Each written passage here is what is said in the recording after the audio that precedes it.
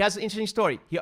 His open week was the week before COVID lockdown.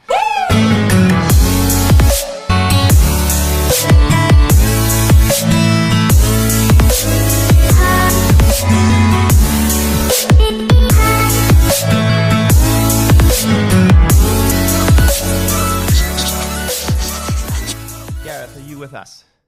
Just unmute yourself. You are. I'm here. How can you not see my beautiful face?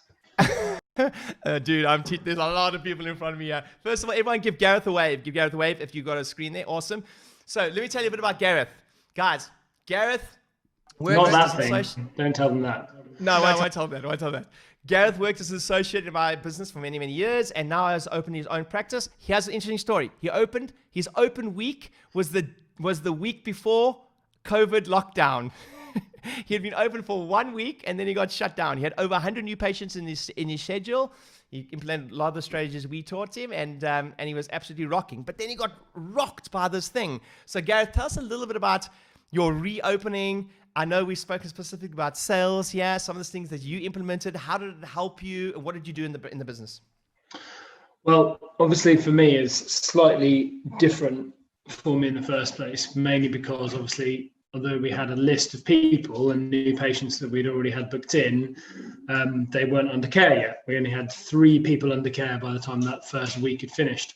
So obviously when we got shut down, and I'd obviously spoken to Ryan and gone through a few other things and a few other people, just decided to really concentrate on the people that we had, which is like 3-4 people, make sure we put a lot of love into them, make sure they got the support and that they knew that we're all fine and safe as a business.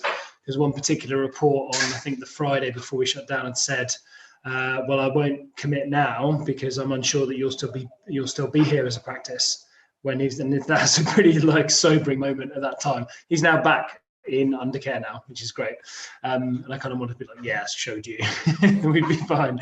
But the main things that we did was just keep in touch. So we kept in touch with patients. And although obviously we didn't have that strong relationship, I got a CRM, and that I found that the hardest thing to do. I'm really untechnical, and got a CRM, went and just sent emails at least twice a week to people, just keeping in touch with them as much as possible. But then when we went back, I just got both of my CAs to call as much as they could. They spent pretty much all day for the 1 week, on the phone, phoning everybody they could. And we're still doing that because we've got lots of people who are not back in. But I did the numbers for the month just gone in May, of which we were only open 3 weeks, and we took £17,500 in those 3 weeks. Now, can you imagine, guys? This is where I say cash is king, okay? First of all, you first opened the practice first time in your entire life. You just understand the process of generating leads and then the process of helping people come and join you and being able to do the thing we just spoke about today. And you've never done business and you've gone from there to $17,000, and you're certainly not doing that in actually services, but you're able to have cash in advance. How many think that's pretty cool? Yes? Pretty cool. And so Gareth, what do you think, what is your big tip then? I mean, I know, when it comes to helping someone, it's a big conversation, and you've got only a few minutes. And I know that Gareth and myself, if you join me on the sales and conversion boot camp, you will see Gareth a lot on that, because what he does is pretty phenomenal in his practice. And one of the things that you've done really, really well is fully understanding how important the day 1 and day 2 is. And if there's one tip you gave everyone right now, what would it be?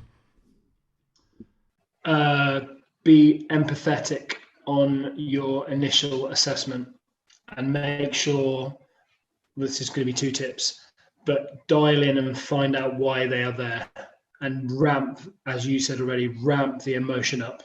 You have to be able to link the problems they have to the emotional reason why they're there with you, and then be able to understand and put chiropractic in there to understand about how it can help them reach that. And you have to obviously ethically be able to do that, but let's be honest, there are not many people who you can't really.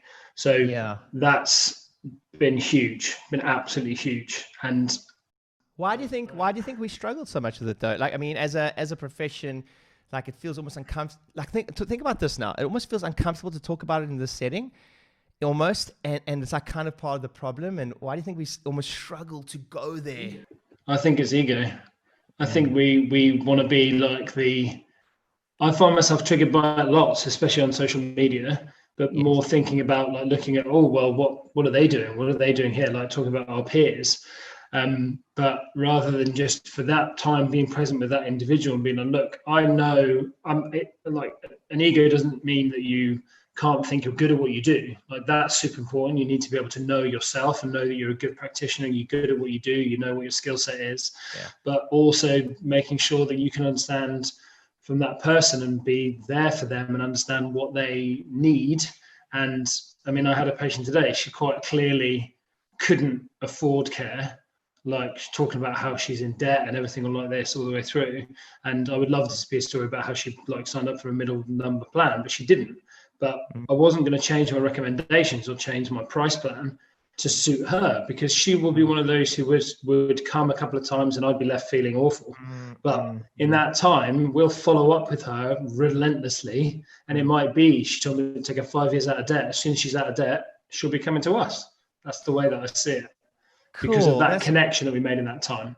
Yeah, that's awesome. I really think that, I really do think, that one of the biggest mistakes we make in any small business, but we are just the worst at it. Like especially a mom and pop industry is really investing in the follow up and seeing any value in it. But if I show you that one stat, if it's a proven fact that 80% of sales happen after 7 to 21 touches, and we just throw away leads and opportunities because we had one opportunity with them.